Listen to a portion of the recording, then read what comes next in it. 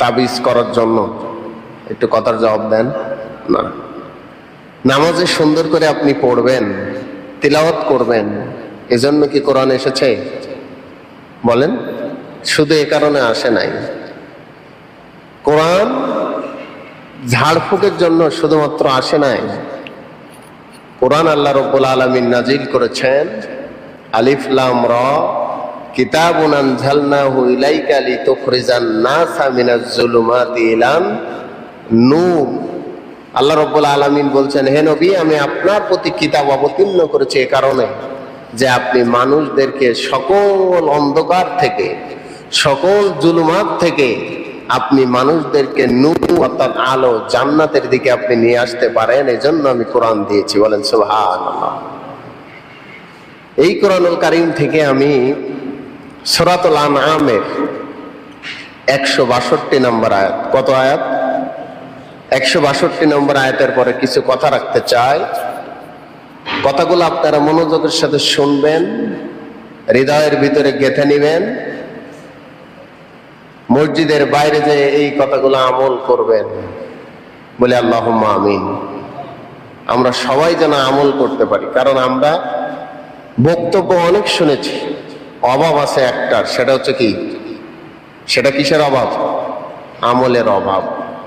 সম্মানিত হাজিরিন, আল্লাহ রাব্বুল আলামিন বলছেন সূরা আনআমের 162 নম্বর আয়াতে তিনি বলছেন, কুল, হে নবী আপনি বলুন, ইন্না সলাতি ওয়া নুসুকি ওয়া মাহইয়ায়া ওয়া মামাতি লিল্লাহি রাব্বিল আলামিন।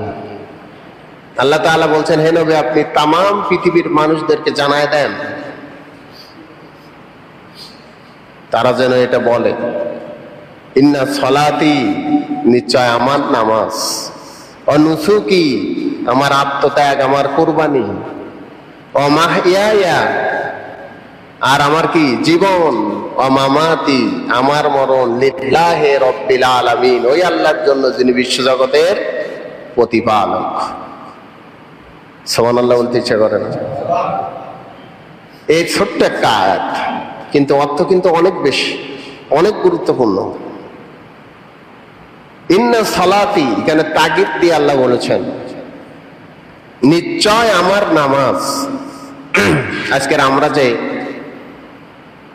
এখানে এসেছি জুমার নামাজ পড়তে, এটা কার জন্য এসেছি? সবাই বলেন। আল্লাহ রাব্বুল আলামিনের জন্য নামাজ পড়তে এসেছি। কিন্তু সবার নামাজ আবার আল্লাহর জন্য হয় না। কিছু কিছু মুসল্লির নামাজ আবার লোক দেখানোর জন্য হতে পারে। বিয়ের বাড়িতে এসেছে, বিয়ায় নামাজ পড়ে, আমি নামাজ পড়ি না। নতুন মেয়ে বিবাহ দিয়েছি, এখন যদি জুমার দিন নামাজে না যায় বিয়াই সাহেব খারাপ বলবে, এই নিয়েতেও কিন্তু আমরা অনেকে নামাজ পড়ি। সামনে আবার কিছুদিন পরে নির্বাচন আসতেছে। নির্বাচনের সময় অনেক সময় দেখা যায় আসরের নামাজ 3 বার পড়া লাগে। পূর্ব পাড়ায় একবার, মাঝের পাড়ায় একবার, পশ্চিম পাড়ায় একবার। মেম্বারের ইলেকশনে দাঁড়িয়েছি, নামাজ যদি না পড়ি লোকেরা আমাকে ভোট দিবে না, এই চিন্তাধারা নিয়েই কিন্তু অনেক নামাজ পড়ে। কতক্ষণ? কিন্তু আপনি আমি নামাজটা কার জন্য পড়ব? আল্লাহ রাব্বুল আলামিন বলে দিয়েছেন, মা খালাকতুল জিন্না ওয়াল ইনসা ইল্লা লিয়াবুদুন। আমি মানুষ আর জিন জাতিকে সৃষ্টি করেছি এ কারণে তারা আমার গোলামি করবে, আমার দাসত্ব করবে। এজন্য আমি তাদেরকে সৃষ্টি করেছি। আর দাসত্বের প্রমাণ, গোলামির প্রমাণ নামাজের মাধ্যম ছাড়া উত্তম কোন মাধ্যম আর হতে পারে না। নামাজের মাধ্যমে আপনি যে আল্লাহর গোলাম এটা প্রমাণ দিচ্ছেন। শুধু তাই নয়, নামাজ এমন একটা ইবাদত, আপনি নামাজের ভিতরে মনে মনে অনেক দোয়া পড়লেন, সূরা ফাতিহা পড়লেন, আল্লাহর কাছে অনেক কিছু চাইলেন, সিজদায় গিয়ে আল্লাহর কাছে আপনি অনেক কিছু চেয়েছেন। কিন্তু আপনি মনে মনে ভাবতে পারেন, আমি নামাজে দাঁড়ালাম সাতক্ষীরা সদর উপজেলার ঝাউডাঙ্গা ইউনিয়নের ঝাউডাঙ্গা বলফিল্ড জামে মসজিদে আমি নামাজে দাঁড়ালাম। নামাজে দাঁড়িয়ে আমি মনে মনে সূরা ফাতিহা পড়লাম, ইখলাস পড়লাম, বা অন্য একটা সূরা পড়লাম বা আয়াত পড়লাম। রুকুতে গিয়ে আল্লাহর তাসবিহ পড়লাম, সিজদায় গিয়ে আল্লাহর কাছে আমি তাসবিহ পড়লাম। মাঝখানে অনেক দোয়া আমি চাইলাম, আল্লাহর কাছে আমি অনেক কিছু চাইলাম, কিন্তু আমি মনে মনে এক কোনায় বসে পড়লাম, এটা কি আমার রব শুনতে পাচ্ছেন নাকি? মনের মধ্যে এরকম চিন্তা আসে নাকি যে আমি তো মনে মনে বললাম ঝাউডাঙ্গায় বলফিল মসজিদের, আমি সিজদায় গিয়ে কি পড়লাম, পাশে আমার আরেকজন মুসল্লি কিন্তু সেটা শুনতে পায় না। পায়? বলেন, কথা বলেন। রুকুতে গিয়ে আপনি কি বলেছেন পাশের মুসল্লি কিন্তু জানে না, বুঝতে পারে না, কিন্তু আল্লাহ রাব্বুল আলামিন নামাজের ভিতরে আপনি সে জবাবটা দিয়ে দিচ্ছেন। নামাজের ভিতরে আপনি যা কিছু করতেছেন, রুকুর থেকে সুজা হয়ে আপনি আবার বলতেছেন সামি আল্লাহু লিমান হামিদা। আপনি নামাজের মধ্যে এমন কিছু নয় যেটা পড়তেছেন সেটা আল্লাহ শুনতেছেন না, অর্থাৎ আল্লাহ রাব্বুল আলামিন প্রশংসাকারীর প্রশংসা সব কিছু তিনি শুনতেছেন। বলেন আল্লাহু আকবার। সব কিছু তিনি শুনতেছেন। নামাজের ভিতরে আপনি সিজদায় গিয়ে মনে মনে কি পড়েছেন পাশের লোক জানে না, মুসল্লি জানে না, ফিসফিস করে আপনি কি চাইছেন পৃথিবীর কেউ না জানলেও জানেন একজন, তিনি কে? এই বিশ্বাসটুকু আছে না? একটু জবাব দেন না কেন, এই বিশ্বাসটুকু আছে কিনা? এই বিশ্বাসটুকু আছে বলেই পৌষের প্রচন্ড শীতের মধ্যে আরামের ঘুমকে হারাম করে দেয়া, শীতের কনকনে ঠান্ডা পানি দিয়া উজু করে মসজিদের পানে আমরা ছুটে দৌড়ে চলে যাই। বিশ্বাস এতটুকুন আছে যে আমি যা কিছু করতেছি আমার রব আল্লাহ রাব্বুল আলামিন শুনতেছেন এবং কবুল করতেছেন। এই বিশ্বাসটুকুন আছে বলেই আমরা প্রচন্ড শীতের ভিতরে আরামের ঘুম হারাম করে দিয়ে আমরা নামাজের জন্য ছুটে যাই। এই নামাজটা কার জন্য বলেন? সবাই বলেন, এই নামাজটা কার জন্য? আল্লাহর জন্য। শুধু তাই নয়, আমার দেশের চাষি ভাইয়েরা, এমনকি রিক্সা চালক, ঢাকা শহরের প্রচন্ড তাপের ভিতরে জামের ভিতরে যখন পড়ে যায়, গ্রীষ্মের এই প্রচন্ড রোদের মধ্যে চাষি ভাই যখন মাঠের ভিতরে লাঙ্গল চালায়, যখন মুয়াজ্জিন জোহরের আযান দিয়ে দেয়, বাড়িতে আসার তার সময় নাই, পাশের একটা সামান্য জমির এই কাদা মাখা পানি দিয়া উজু করে আলের পরে গামছাটা বিছাই দিয়া সে একজন রবের সান্নিধ্যে মাঠের ভিতরে সিজদায় পড়ে যায়। তিনি কে? তিনি কে? আল্লাহ রাব্বুল আলামিন। তাহলে বোঝা গেল আমরা অধিকাংশ ব্যক্তি নামাজ পড়ি, প্রার্থনা করি, যা কিছু চাই কার জন্য চাই বলেন? আল্লাহর কাছে আমরা যা কিছু প্রার্থনা করি সব কার জন্য করি? আল্লাহর জন্য। আবার যা কিছু চাই কার কাছে চাই? একটু জবাব দেন, কার কাছে চাই? সেটা আল্লাহ আবার নামাজের ভিতরে শিখাচ্ছেন। সবাই পড়েন আমার সাথে ঠোঁট মিলিয়ে অত্যন্ত পরিচিত আয়াত, যেটা ছাড়া নামাজ হয় না। আমরা সূরা ফাতিহার ভিতরে পড়ি, ইয়্যাকা না'বুদু ওয়া ইয়্যাকা নাস্তাঈন। ও রব আল্লাহ রাব্বুল আলামিন, আমরা শুধুমাত্র কেবলমাত্র তোমারই গোলামি করি, তোমারই দাসত্ব করি, তোমার ইবাদত করি, আর যা কিছু সাহায্য চাওয়ার দরকার, যা কিছু প্রার্থনা করার দরকার সব তোমার কাছেই চাই। বলেন আল্লাহু আকবার। যা কিছু চাইবো কার কাছে চাইবো? সবাই বলেন আল্লাহর কাছে চাইবো। আজকে যেহেতু এই বিষয়ে আমার আলোচনা না, আলোচনার পয়েন্ট হচ্ছে 2 নম্বর বিষয়। প্রথমে হচ্ছে আয়াতের যে ইন্না সালাতি, নিশ্চয় আমার নামাজ কার জন্য হবে? সবাই বলেন আল্লাহর জন্য। 2 নম্বর হচ্ছে নুসুকি। নুসুক শব্দের অর্থ হচ্ছে প্রবাহমান রক্ত, যেটা আল্লাহর সন্তুষ্টির জন্য করা হয়। নুসুকি মানে আমি যে কুরবানিটা করলাম, যে আত্মত্যাগ করলাম, যে জন্তুটা আমি জবেহ করলাম, এই জন্তুটা হবে, জবেহটা হবে কার জন্য? কোরবানিটা কার জন্য হবে? না জামাই নতুন মেয়ে বিবাহ দিচ্ছেন, জামাই আসবে বাড়িতে, এসে জামাই যদি শোনে শ্বশুর মশাই কুরবানি করেনি, মান সম্মান থাকবে না, এই চিন্তায় যদি কুরবানি করেন, কোরবানি কি হবে? সবাই জবাব দেন। সমাজে আপনি ধনাঢ্য মানুষ, ধনবান ব্যক্তি, আপনি যদি কুরবানি না করেন, সমাজের লোকেরা আপনাকে খারাপ বলবে, গালমন্দ করবে। এই উদ্দেশ্যে যদি আপনি কুরবানি করেন, কুরবানি কি হবে? সবাই বলেন। আবার অনেকের ফ্যামিলিতে 10 জন 12 জন লোক, আপনি যদি চিন্তা করেন ছাগল দিয়ে কুরবানি করলে গোশত খেয়ে হবে না, গরু দিয়ে কুরবানি করা লাগবে, তাও ছোটখাটো গরু দিলে হবে না, 2 লাখ 5 লাখ টাকা দিয়ে কুরবানি করতে হবে, এই নিয়ত যদি থাকে, গোশত খাওয়ার নিয়ত, কুরবানি কি হবে? আল্লাহ কি কুরবানির পশুর রক্ত, চামড়া, গোশ, হাড়, হাড্ডি কোনো কিছুই গ্রহণ করেন? কিনেন, তাকওয়া নেন, কিনেন। উদ্দেশ্যটা দেখেন যে আল্লাহ রব্বুল আলামিন তিনি কুরবানির পশুর রক্ত, গোশত, হাড়, হাড্ডি, চামড়া কোনো কিছুই নেন না, নেন কি? তাকওয়া, আল্লাহর ভয়। আপনি আল্লাহর সন্তুষ্টির জন্য কতটুকু কুরবানি করতে পারছেন? গত বছর আমরা দেখেছি আমাদের দেশের একজন চলচ্চিত্রের কিংবদন্তি নেতা সাকিব খান, আমরা মিডিয়ায় দেখেছি গত বছর 12 লাখ টাকা দামের গরু কুরবানি করছে না? আপনারা মিডিয়ায় দেখছেন না? তো এখন 12 লাখ টাকা দিয়ে কুরবানি করছে, আর আপনি একজন রিক্সা চালক, আপনি একজন দিনমজুর, আপনি একজন চাষি, আপনি বাড়িতে একটা ছাগল পালন করে 2000-3000 টাকা দিয়ে একটা ছাগল কুরবানি করলেন। এখন মনে হয় আল্লাহর কাছে 12 লাখ টাকার কুরবানিটার দাম বেশি, আপনার ছাগলের দাম মনে হয় নাই, নাকি? এমনও হতে পারে ওই 12 লাখ টাকার কুরবানির চাইতেও আপনার এই ছাগলের কুরবানি আল্লাহর কাছে অনেক অনেক গুণ বেশি। সুবহানাল্লাহ বলতে ইচ্ছা করে না?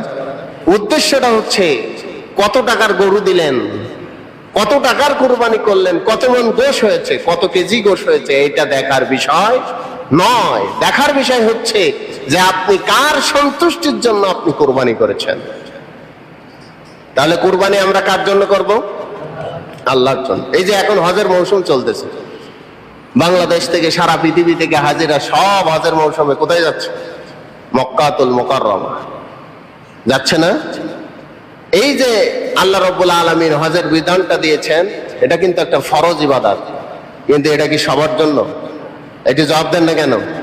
হজটা কি সবার জন্য? ওয়ালিল্লাহি আলান নাসি হিজ্জুল বাইতা মান ইসতাতা ইলাইহি সাবিলা।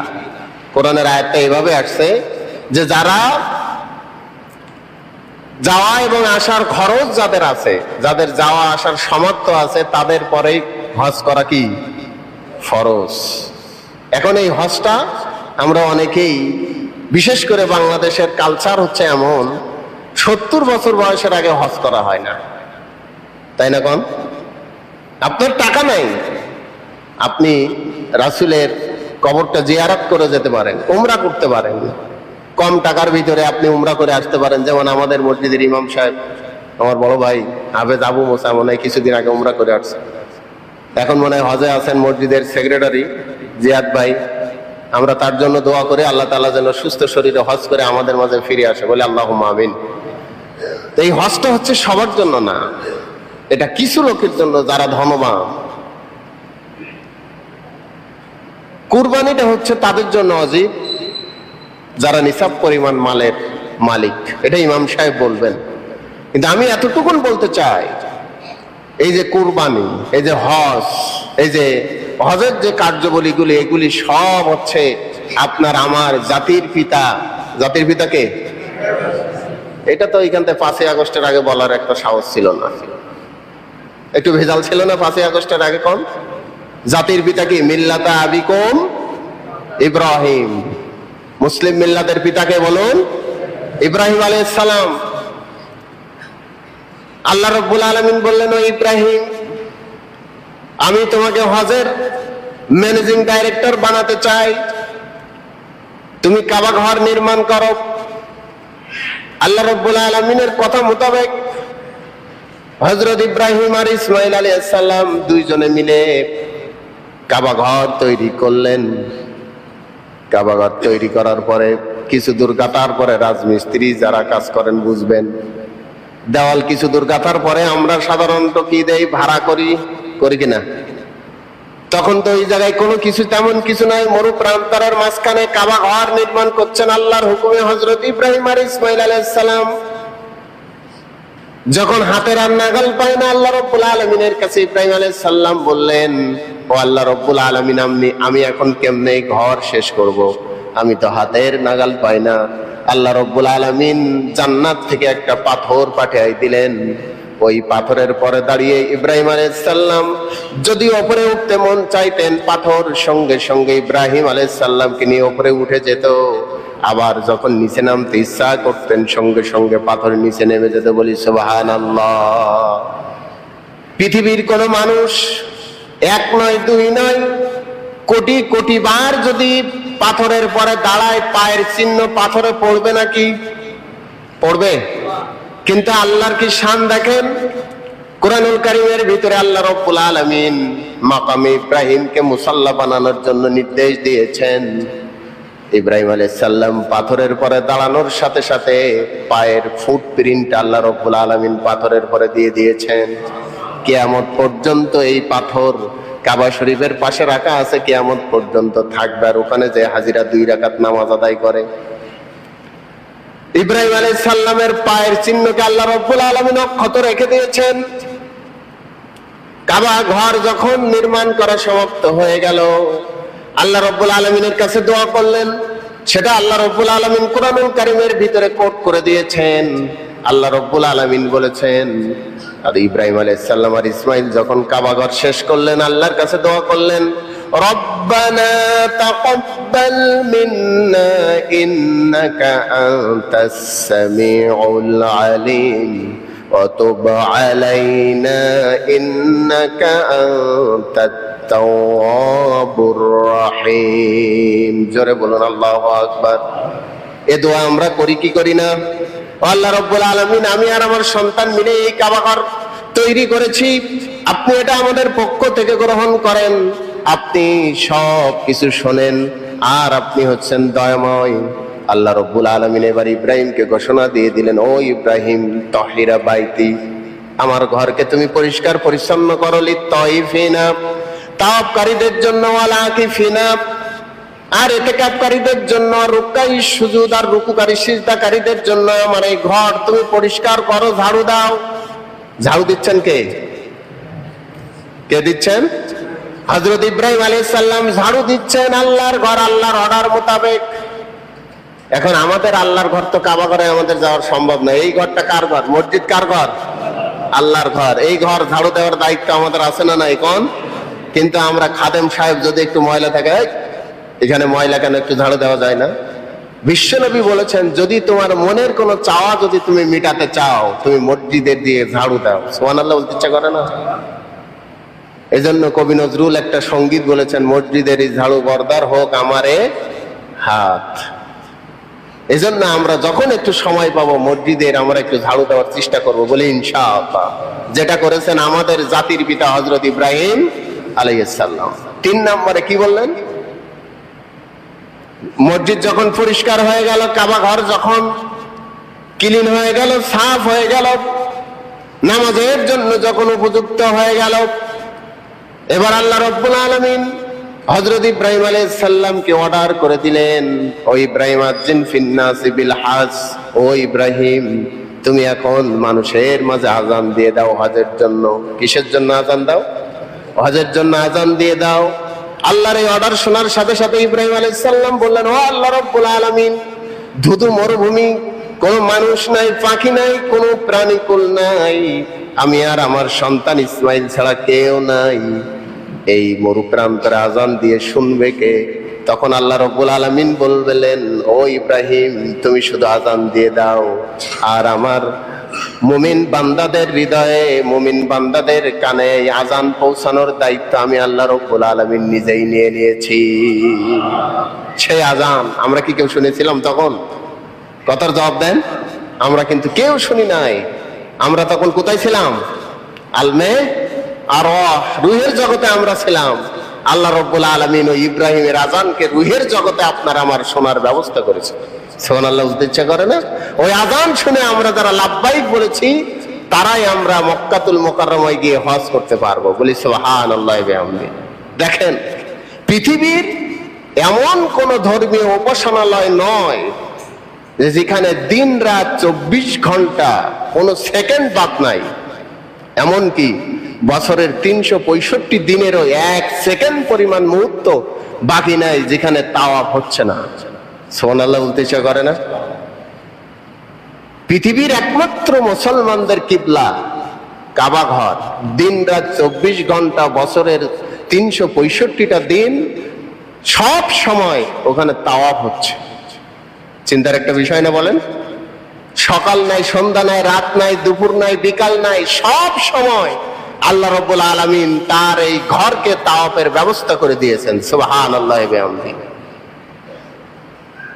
সম্মানিত হাজিরিন, আজকের এই যে হাজিদের আরেকটা গুরুত্বপূর্ণ কাজ দেখেন, পৃথিবীর সমগ্র মানুষ যদি জমজম কূপ থেকে পানি পান করে, জমজম কূপের পানি 1 গ্যালন পরিমাণ কমবে?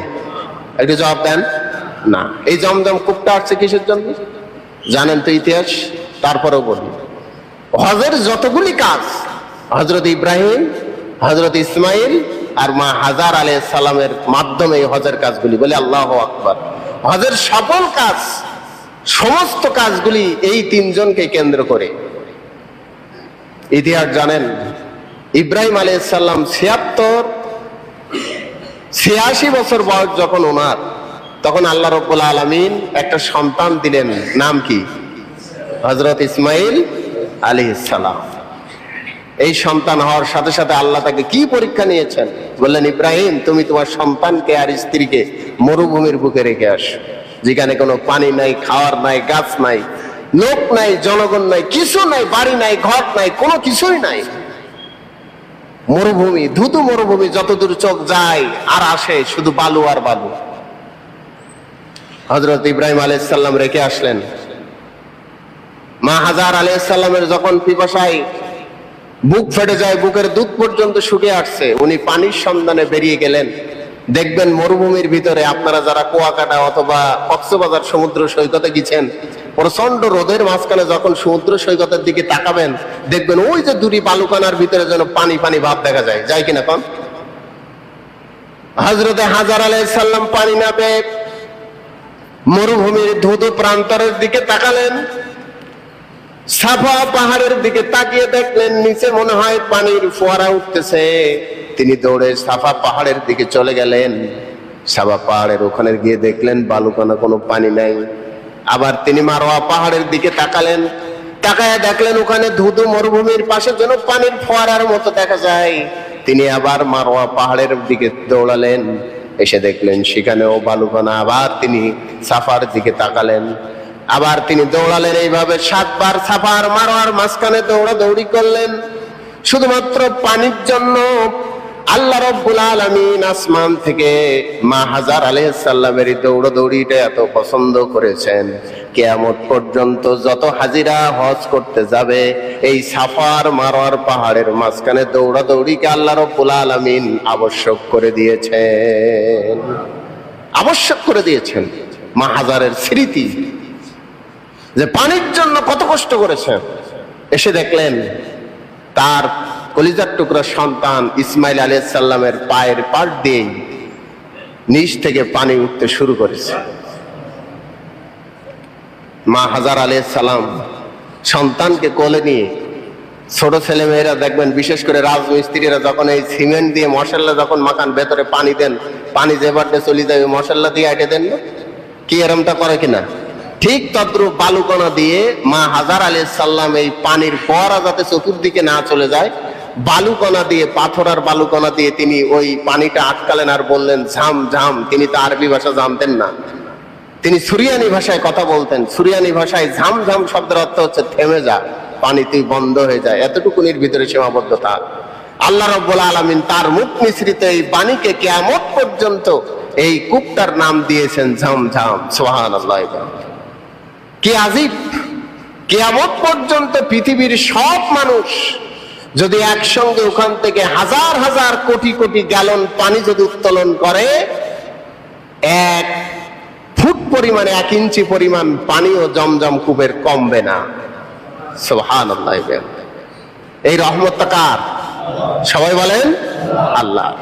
আমি যে কথা বলতেছিলাম, এই যে কুরবানি মানে হচ্ছে আত্মত্যাগ। এই পরীক্ষায় পাশ করার পরে ইব্রাহিম আলাইহিস সালামকে অর্ডার করলেন, ইব্রাহিম তুমি তোমার সন্তানকে আমার রাস্তায় কুরবানি করো।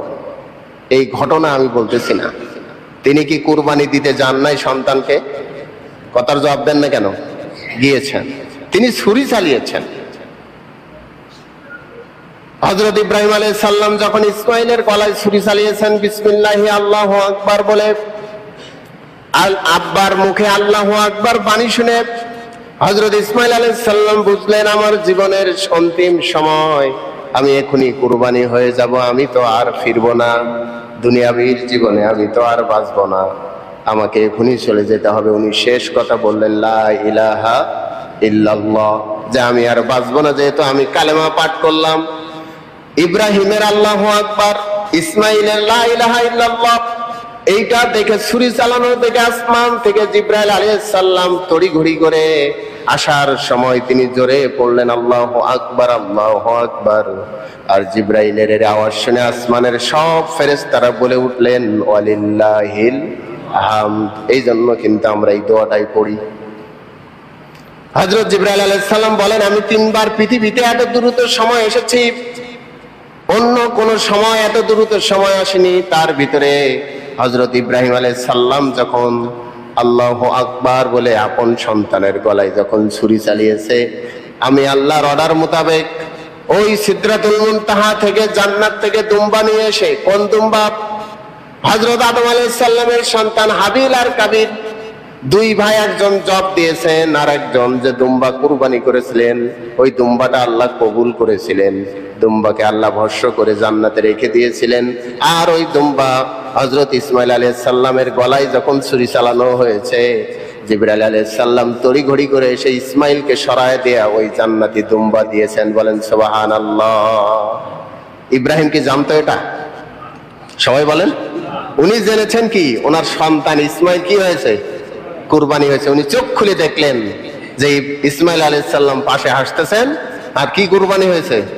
সবাই বলেন দুম্বা কুরবানি হয়েছে। এখন একটা প্রশ্ন আপনাদের কাছে, হযরত ইব্রাহিম আলাইহিস সালাম ইসমাইলকে যখন কুরবানি করতে চেয়েছিলেন বা গিয়েছিলেন বা ছুরি যখন চালিয়েছিলেন, তখন কি উনি হিসাব করেছিলেন যে এই ইসমাইলের গায়ে কত কেজি গোশ হবে?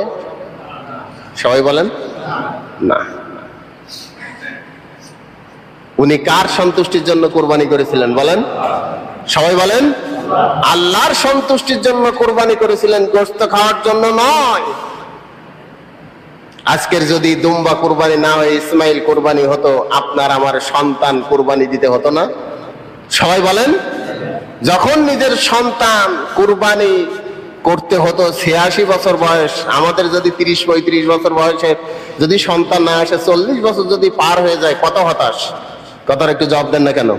আর 86 বছর বয়সে আল্লাহ একটা সন্তান দিয়েছেন, এই সন্তানের প্রতি মহব্বত কম না বেশি? সবাই বলেন। সেই সন্তানকে আল্লাহর সন্তুষ্টির জন্য কুরবানি দিয়েছেন। আমরা বলবো কুরবানি দিয়েছেন কারণ তিনি তো জানেন না যে আমার সন্তান কুরবানি হবে না, আল্লাহ জান্নাত থেকে দুম্বা পাঠাবেন। এটা কি ইব্রাহিম জানতেন? না।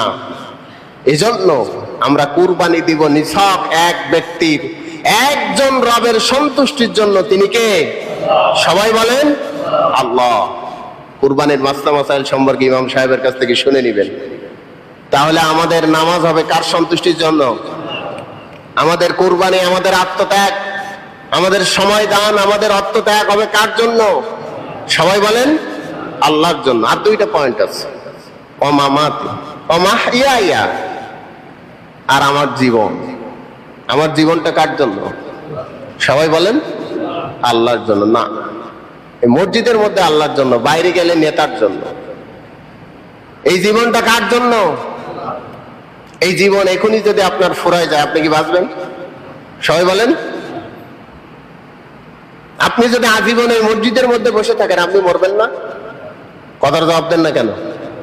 এই জীবনটা একটা নির্দিষ্ট সময়, কারোর 5 বছর, কারোর 10 বছর, কারোর 5 দিন, কারোর 100 বছর, 50 বছর, 60 বছর, 65 বছর একটা হায়াত আল্লাহ রাব্বুল আলামিন দিয়েছেন, তাই না? কোন একটা সময় দিয়েছেন। এই জীবনটা আপনার আমার কাছে আমানত দিয়েছেন কে? সবাই বলেন আল্লাহ। তিনি যখন ডাক দিবেন, এই রূহ, এই আত্মা, এই জীবন আপনি আমি রাখতে পারবো? সবাই জবাব দেন, রাখতে পারবো না। তাহলে এই জীবন যদি আল্লাহর কথা মতো চলে যায়, তাহলে জীবনটা কি আমার? সবাই বলেন, এই জীবনটা কার? আল্লাহর। সাময়িক কিছু দিনের জন্য আল্লাহ রাব্বুল আলামিন আপনার আমার কাছে কি রেখেছেন? আমানত রেখেছেন। আমরা যেন আমানতের খেয়ানত না করি। এই জীবন আল্লাহ রাব্বুল আলামিন আলমে আরওয়াহ, রূহের জগতে আমরা যখন ছিলাম, আল্লাহ রাব্বুল আলামিন প্রশ্ন করেছিলেন, আলাস্তু রাব্বিকুম, আমি কি তোমাদের রব নই? আমরা সবাই বলেছিলাম না। আপনি আমাদের রব না, এমনটা বলেছিলাম নাকি? কি বলেছিলাম? সবাই বলেন বালা, মানে হ্যাঁ, অবশ্যই আপনি আমাদের রব। আপনি ছাড়া আমাদের আর কোনো রব নয়, আপনি ছাড়া আমাদের আর কোনো ইলাহ নাই, মাবুদ নাই, আইনদাতা নাই, বিধানদাতা নাই। এটা আমরা রূহের জগতে আল্লাহর কাছ থেকে আমরা স্বীকার দিয়ে এসেছি। তারপরে আসলাম আলমে বুতুন, মায়ের পেটের ভিতরে, সেখান থেকে আসলাম আলমে দুনিয়া। এই দুনিয়ার জীবনে আমরা জীবন একটা নির্দিষ্ট সময় পেলাম, হায়াত পেলাম, জীবন পেলাম। নির্দিষ্ট এই সময় পার হওয়ার পরে আমাদেরকে আবার আলমে বারজাকে চলে যেতে হবে, হবে কিনা? কোন রূহের জগতে যে প্রশ্ন, দুনিয়ার জীবনে থাকার কারণে আল্লাহ রাব্বুল আলামিন আলমে বারজাকে যে এই প্রথম প্রশ্ন, মান রব্বুকা, তোমার রব কে? নাকি কোন না অন্য কোন প্রশ্ন? রূহের জগতে আল্লাহ আপনাকে প্রশ্ন করেছেন কি, আমি কি তোমাদের রব নই? আমরা সবাই কি বলেছিলাম বলেন? হ্যাঁ বালা, মানে হ্যাঁ অবশ্যই আপনি আমাদের রব। আমরা দুনিয়ায় এসেছি, একটা হায়াত পেয়েছি, সময় পেয়েছি, জীবন পেয়েছি। নির্দিষ্ট একটা সময়ের জন্য আমরা যে জীবনটা পেয়েছি, এই জীবনটা আমরা রব মোতাবেক চালিয়েছি কিনা? আমাদের আল্লাহ যে আমাদের রব, এই জীবনে আমরা সেটা স্বীকার করেছি কিনা, মেনেছি কিনা? এইটা আবার মৃত্যুবরণ করার সাথে সাথেই সেই প্রশ্ন। কথা কন ঠিক না বেঠিক? এখন দুনিয়ার জীবনে আপনি এই জীবনটা বল্টু সাহেব, অমুক সাহেব, তমুক সাহেবের জন্য জীবনটা দিয়ে দিলেন, মারামারি, কাটাকাটি, চাঁদাবাজি, টেন্ডারবাজির জন্য জীবনটা দিয়ে দিলেন। আর কবরে গিয়ে প্রথম প্রশ্ন হবে মান রব্বুকা, আর আপনার ফেরেশতা জানাই দেবে, এই সলিমদ্দি তুই বল রব্বি আল্লাহ। এরকম হবে? কথার জবাব দেন। আপনি যদি দুনিয়ার জিন্দেগিতে আল্লাহকে রব হিসাবে না মানেন, কবরের জিন্দেগিতে আলমে বারজাকের জগতে আপনি রব্বি আল্লাহ এটা বলতে পারবেন না। এজন্য আমার জীবনটা হবে কার জন্য? অমামাতি, আমার মরণ হবে কার জন্য? সবাই বলেন আল্লাহর জন্য জীবন দিতে হবে। আল্লাহর জমিনে আল্লাহর দ্বীনকে প্রতিষ্ঠার জন্য সাহাবীগণ, নবীগণ জীবন দিয়েছেন, সাহাবীগণ জীবন দিয়েছেন, আমাদেরকেও জীবন দিতে হবে। আল্লাহ যতদিন হায়াত দিয়েছেন, আপনি ঘরের ভিতরে থাকলেও হায়াত শেষ হলে আপনি জীবিত থাকবেন না মারা যাবেন? সবাই বলেন মারা যাবেন। মরতেই আমাদের একদিন হবেই, কিন্তু জীবনটা কার জন্য দিব? সবাই বলেন আল্লাহর জন্য আমরা জীবন দিব। বর্তমান বাংলাদেশের পরিস্থিতি খুবই নাজুক, আপনারা এটা দেখেছেন। গতকালকের আপনারা যারা সংবাদ শুনেছেন, প্রধান উপদেষ্টা, ওনাকে বিভিন্নভাবে মানসিকভাবে এমন চাপ দেওয়া হচ্ছে, উনি শেষমেশ সিদ্ধান্ত নিতেই যাচ্ছেন যে উনি পদত্যাগ করবেন। আমাদের সেই আবার 5 আগস্ট ফিরে আসবে যদি আমাদের নিজেদের ভিতরে গন্ডগোল, মারামারি, কাটাকাটি, চাঁদাবাজি নিয়ে, টেন্ডারবাজি নিয়ে, ভাগ দখল নিয়ে, চেয়ার নিয়ে যদি আমরা এইভাবে লাগতেই থাকি, বিশ্বাস করেন 5 আগস্টের আগের অবস্থা আবার ফিরে আসবে। এজন্য আমাদেরকে ঐক্যবদ্ধ হয়ে এই জালিমদের বিরুদ্ধে আমাদেরকে রুখে দাঁড়াতে হবে। আল্লাহর জমিনে আল্লাহর দ্বীনকে প্রতিষ্ঠার জন্য আমাদের জীবনের শেষ রক্ত দিয়ে হলেও আমাদেরকে চেষ্টা করতে হবে, সংগ্রাম করতে হবে। বলে আল্লাহু আকবার। আমরা সবাই যেন আমাদের এই জীবনটা কার জন্য দিতে পারি? সবাই বলেন আল্লাহর জন্য দিতে পারি। আজকের এই সূরা আনামের 162 নম্বর আয়াতের শিক্ষা হচ্ছে 4টা। 1 নাম্বার, আমার নামাজ, আমার প্রার্থনা হবে কার জন্য? সবাই বলেন আল্লাহর জন্য। আমার কুরবানি, আমার আত্মত্যাগ সবকিছু কার জন্য হবে? আমার জীবনের যা কিছু হবে সব কার জন্য হবে? সর্বশেষ মরণ আমাদের আসবেই, এতে কোনো সন্দেহ নাই, কিন্তু মরণটা যেন কার জন্য হয়? আল্লাহর জন্য হয়। আল্লাহ পাক আমাদেরকে তৌফিক দান করুক, বলেন আমিন। আসসালামু আলাইকুম ওয়া রাহমাতুল্লাহি ওয়া বারাকাতুহু।